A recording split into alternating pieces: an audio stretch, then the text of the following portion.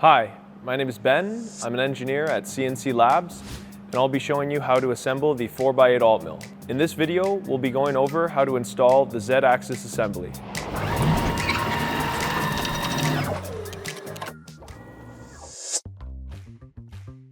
Install one sensor nut onto the sensor and thread it until it reaches the end of the length of the sensor.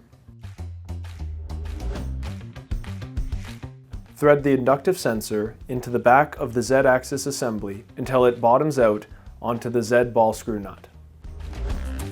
Then turn back one rotation and lock the sensor in place using the pre-installed sensor nut.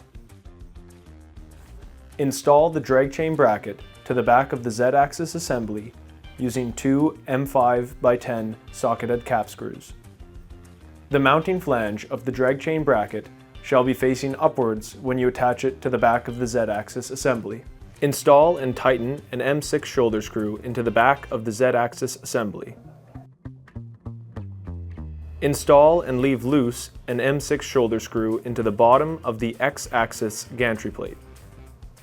Place the Z-axis assembly onto the X-axis gantry plate and tighten the M6 shoulder screw on the bottom of the X-axis gantry plate. Install four M6x14mm button head cap screws through the Z-axis assembly, clamping it to the X-axis gantry plate.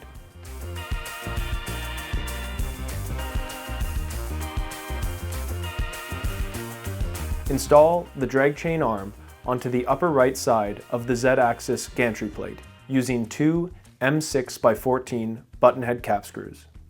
Be sure to watch the next video in the series to continue the assembly.